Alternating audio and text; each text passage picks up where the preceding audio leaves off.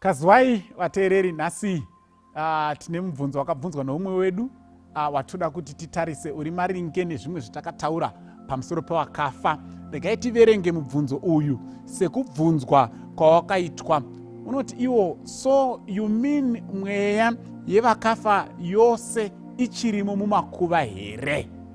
Munoreva here imimi kuti mweya yevakafa vese ichirimo mumakuva? Because previous discussion yatakaita bhaibheri rakaisa pachina kuti munhu kana achinge afa haaendi kudenga.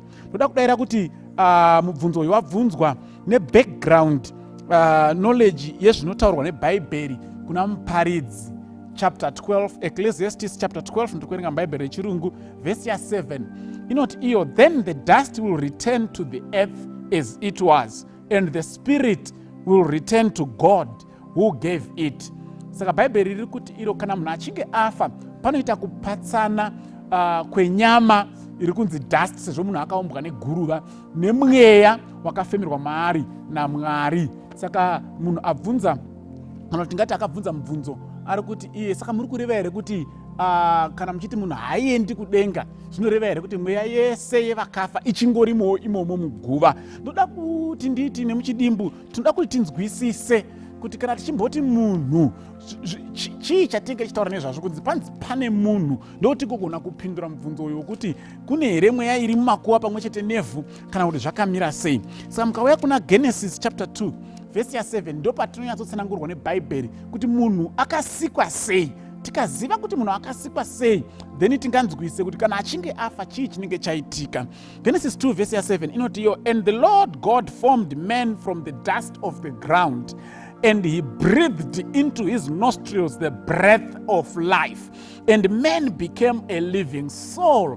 Mwari panga akusika munhu, zvinonzi akatora ivhu akaumba munhu neguruva revhu, chagadzirwa chachitombi chakamira pananzi. Mwari akafemera mweya wehupenyu mumhino dzemunhu iyeye. Munhu iya ndokuva mweya mupenyu. Saka tine zvinhu zviviri zvese zviri kunzi mweya. Kune mweya wehupenyu unova ndo wakafemerwa muchitombi, koita mweya mupenyu wakazovapo mushure mekunge chitombi chamukati chagamuchira mweya wehupenyu. Chinonzi mweya wehupenyu isimba raMwari rinoita kuti munhu agone kurarama.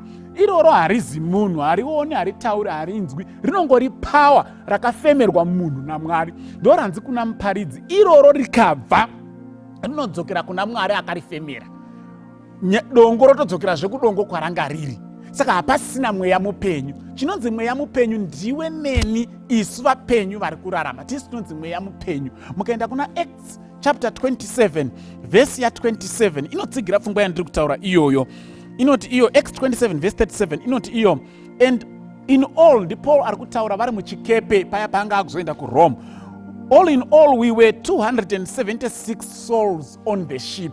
Kureva kuti Paul paakaverenga vanhu vanga vari muchikepe, he counted 276 souls. Saka chinonzi soul from Genesis 2 verse 7 mubatanidzwa wenyama nemweya wehupenyu nesimba rinopa upenyu, ndo zvinogadzira a living soul. Saka panofa munhu hatigoni isusu kuti mweya wake wasarawo imomo, because hakuna chinonzi mweya wake. Mweya ndewaMwari, isimba raMwari raakangofemera kuti dongo kana kuti ivhu riya riwane upenyu. Mwari akangobvisa simba iroro, hapasisina munhu, hapasisina upenyu.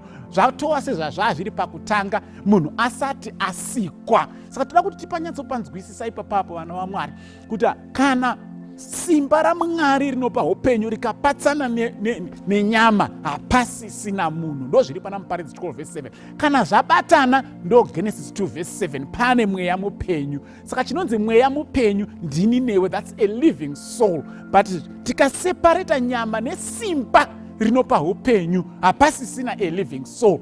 It's non-existent. Usatombofunga kuti kune munhu kune mweya wake, hakuna chinonzi mweya wake. Mwari hana tumasherefu tunoti mweya waBernard, mweya waSusan, mweya simba iroro rinongodzokera muna Mwari, because raibva muna Mwari paakarifemera. Saka rinongodzokera zvakare muna Mwari. Saka dai Mwari akatibatsira tizvinzwise kuti kana munhu achinge atongofa atofa, pamunozoenda kuna Ezekiel 37 taakuratidzwa zvekuti chii chichaitika panouya Jesu Kristu. Nyama iya zvakare nemabhonzo zvaakubatanazve nemweya wehupenyu, munhu akuva zvakare mupenyu. Ndo zvinotaura pana Ezekiel 37. Mapfupa atakaviga Mwari akufembera zvemweya wake, munhu akutanga zvakare kurarama. Saka iko zvinezvi vese vakafa, they are non-existent. Hakuna ari conscious in any way or any form, because zvakaseparata. Simba rinopa upenyu nenyama zvakaseparate. Simba rinopa upenyu rikadzokedzana nenyama, takuva zvakare nemunhu mupenyu. Dai Mwari akatibatsira. Amen.